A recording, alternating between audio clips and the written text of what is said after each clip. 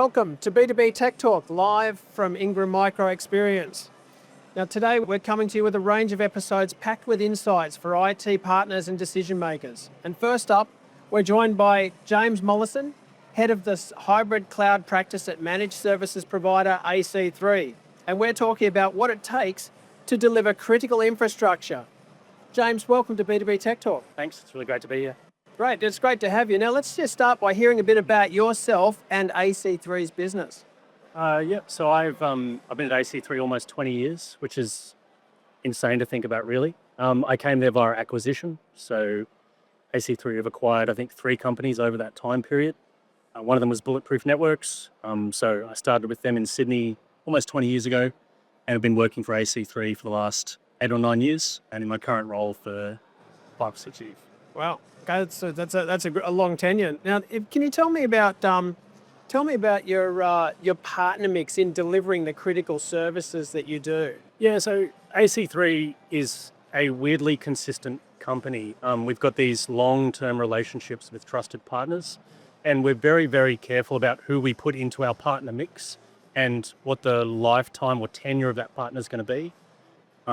At AC3 at the moment, so we've got a long-term relationship with Cisco, long-term relationship with HPE and Azure, and those are 15, 20-year relationships, which is, I think, really interesting for our business. There's a lot of partners that come and go. There's a lot of people just diving for the next deal.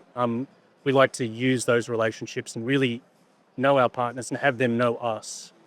A strong, stable infrastructure mix for that entire time. So, strength and stability is obviously key to your business in delivering critical infrastructure. Well, yeah, from a life cycle point of view, so a lot of my job is just managing vendor life cycles. Understanding that life cycle and having a known mix of partners makes that a little bit easier. And having vendors who are bringing out products that sort of feed into the life cycle or the requirements we already have, it's been excellent. It makes my job a lot easier. Rather than having 30 or 40 vendors that come and go day and night, we have 3 stable vendors, and there's some really great relationships across all levels of the business: executive, senior leadership, people leaders, and individual contributors all have their partners and equals from the vendor side. And there's a really strong relationship, and all these relationships sort of reflect and strengthen each other. Yeah, now relationship's a key word. Can you tell me, as part of that mix that you're talking about, what's your relationship with Ingram Micro? Yeah, so Ingram's been fantastic. Obviously, I think we started out in hardware procurement and that sort of thing, sort of bread and butter for Ingram. Over time, as Ingram's moved into an MSP space and we followed, there's a wide range of enterprise infrastructure components. And also at the moment, Ingram are doing all of our software licensing as well. So service provider licensing agreements from Microsoft, Red Hat, and then as well as hardware procurement relationships with HPE, Cisco, and other vendors. Now, you've talked before about having no uncertainty or no doubt in your relationships, which leads me to the next point: is what do your customers typically expect of AC3? Yeah, so I look and reflect on all of our strongest customer relationships, and they're the ones that have the most trust, where we know the most about that customer, and we've got people inside customer businesses understanding what their needs, requirements are, if they're changing, and ways that we might need to adapt our service levels, our responses, our products. So having that relationship, and we've got relationship with government agencies and departments that are of the same length of our relationship with our vendors. So having that trust and having that go both ways, being able to deliver consistent, reliable infrastructure that doesn't go down, something they can depend on, is completely crucial, and is relevant to the success of my role and my job and the practice we're looking after. In practical terms, how do you work with Cisco and Ingram Micro? Yeah, so we had a large engagement with Cisco about 3 or 4 years ago where we replaced our entire networking core. So moving out a vendor and moving Cisco in, and doing that over a staggered 3-year period. It was like open heart surgery on our infrastructure. We have one solution architect with Cisco that's been there for 10 or 15 years. He knows our business really well. He understands where we're coming from, what we need. He knew our life cycle. He knew the type of service and SLA that we needed to provide our customers.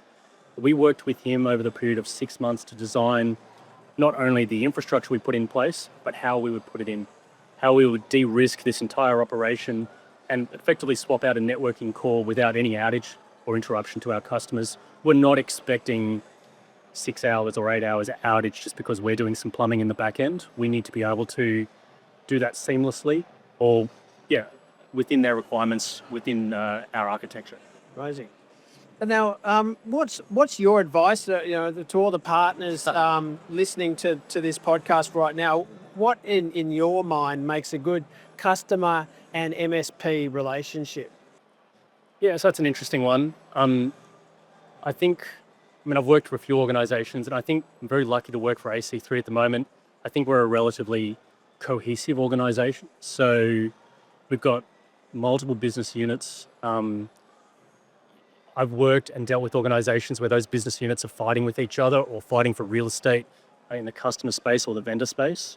At AC3, the senior leadership team know their strengths and help make each other better. So I work hand in glove with our cybersecurity practice, with our SIAM and delivery teams to make sure that from a security to infrastructure to service delivery standpoint, the customer is experiencing a unified, strong experience. So making sure that these business units and people are working together and actually working together, not just saying that they are or not backstabbing or not being cohesive as an organization. I think our strength at the moment with AC3 is our cohesive proposition. And I think we've got 400 people at the moment. Keeping those people together and working and singing from the same hymn sheet, working towards the same goal, customers know when that isn't happening. I think they really can pick up on, incoherent and dysfunctional organizations. I know I can when I'm talking to a vendor that doesn't have, their act together.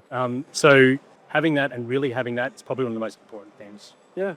So it sounds like a lot of it comes down to culture of the organization. Would that be fair to say? I think so. I think having the right people leadership is important. One thing I've learned being a manager and a leader is that it really is top down, and individual contributors will pick up some of the worst and best attributes of their leader, whether they know it or not. So having the right people in the right roles there and mirroring or sort of displaying the right sort of leadership qualities, and I guess that's honesty, integrity, and good open communication, incredibly important. I think there's a lot of, I hear a lot of talk around, hiring for personality and all that. And I'm like, you know what? Every hire I make is a personality hire. I want that glue between people. It's not just about the technical stuff. You can mostly teach that. It is about how these people work together to make each other better in teams and laterally across organizations. So just having that all together, having that at all levels of the business, I think that's the most important thing as an MSP, as you go to market, as you go to your customers. I suppose it's all relationships at the end of the day, isn't it? Yeah, it is. And you want people who can actually talk to people. You want people who can actually you might be a technical genius, but if you are only mumbling your words and can't communicate or can't show influence in an organization, where's the value? What are you actually doing with your role and how are you really contributing? So, yeah, personality is important and how people engage and communicate. We downplay it a little bit. It's essential. It's essential to really good, cohesive businesses. So I guess the final question is, what's your final piece of advice to partners or anyone out there just in terms of, being as optimized as they can be for this delivery? Once you are together in an organization, it's functional and it's working, my advice would be to really know your customers. So when I talk to our account managers and our solution architects, the message is always, I need you to deep dive into this organization. I need you to understand everything that they do, how they're doing it, why they're doing it, the personality types, organizational structure, where they're going, where they're heading, really understanding the culture of a business. So you can be able to say, look, they're not going to go for this because they're conservative here, or they have people here who want to try new things. You can look at an account, you can look at what the revenue numbers are. That's easy. Really knowing an organization is where you're going to be able to deliver value to them, and you're going to get a rewarding relationship going back the other way. Well, look, thanks for the discussion today, James. Right. And a special thank you to Cisco for sponsoring this episode. You'll find links in the show description, and don't forget to share and subscribe, and we'll see you for the next episode. Thanks very much. Thank you.